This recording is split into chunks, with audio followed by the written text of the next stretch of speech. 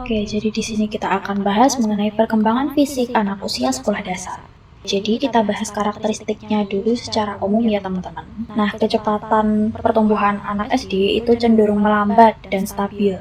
Dikatakan melambat itu perbandingannya dari masa balita ya teman-teman. Kemudian pertambahan tinggi badan itu cenderung intens, itu bisa 5-6 cm per tahun. Kemudian pertambahan berat badannya juga konstan, bisa 2-3 kg per tahun. Sementara pertumbuhan fisik anak SD pada perempuan itu lebih awal, biasanya di usia 10-12 tahun karena adanya lonjakan hormon pertumbuhan.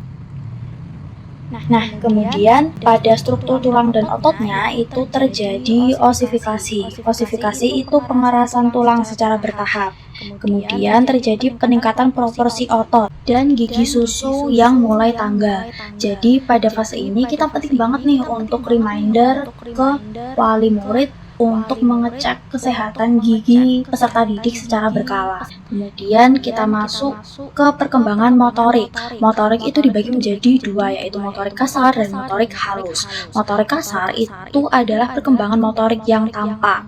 Bisa dilihat dari peningkatan kekuatan fisik. Kemudian terjadi kematangan koordinasi gerak, perkembangan keseimbangan tubuh, dan penguasaan permainan olahraga. Jadi teman-teman jangan heran kalau kalian lihat anak SD itu lagi aktif-aktifnya bermain dan bergerak. Itu sebagai tanda bahwa keterampilan motorik kasarnya berkembang sesuai waktunya. Kemudian ada keterampilan motorik halus. Keterampilan motorik halus adalah keterampilan yang berkaitan dengan hal-hal yang dianggap remeh, hal-hal yang kecil-kecil. Seperti itu teman-teman. Jadi kematangan motorik halus itu bisa dilihat dari kematangan koordinasi mata dan tangan. Kemudian peningkatan keahlian menulis karena pembiasaan dari sekolah dasar. Kemudian penguasaan alat kerja meliputi apa? Ya alat tulis itu sendiri. Karena kan di usia sekolah dasar ini dalam proses belajar anak SD itu mereka diharuskan setiap hari berinteraksi dengan alat tulis. Seperti itu. Kemudian, anak-anak juga mulai mandiri. Dari segi apa? Motorik halusnya. Kemudian, anak-anak itu juga bisa mandiri. Nah, mandiri dalam konteks motorik halus ini sendiri bisa dilihat dari ia mulai bisa mengancingkan baju, mulai bisa menali sepatu, memegang alat tulis dengan benar, seperti itu. Kemudian kita masuk ke bagian kesehatan dan kebugaran anak SD nih teman-teman. Jadi sebagai guru SD kita juga sangat-sangat perlu reminder ke wali murid untuk memenuhi kebutuhan energi harian. Untuk anak usia 7-9 tahun itu biasanya memerlukan 1650 kalori.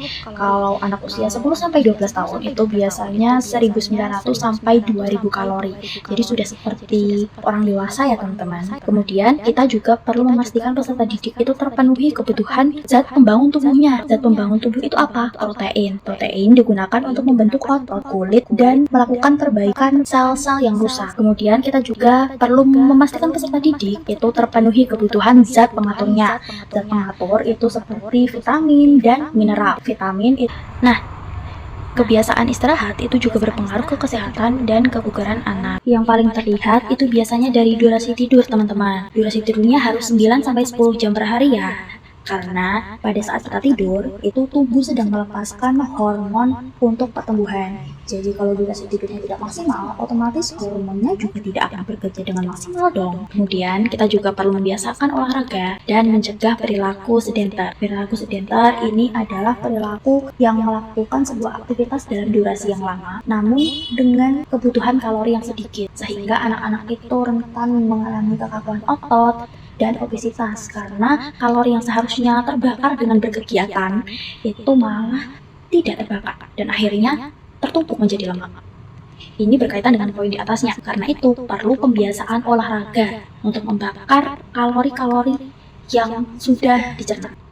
Nah, kita masuk ke fase pubertas. Pubertas itu memiliki waktu pubertas pada anak SD itu beraneka ragam waktunya, tergantung gender. Pada perempuan biasanya terjadi pada umur 9-11 tahun, sedangkan laki-laki itu biasanya 11-13 tahun. Nah, pubertas ini juga dipengaruhi oleh kelenjar endokrin. Endokrin itu merangsang hormon-hormon seksual. Hormon seksual ini berfungsi mempersiapkan tubuh untuk reproduksi. Nah, pada masa awal pubertas itu terjadi perkembangan primer dan sekunder.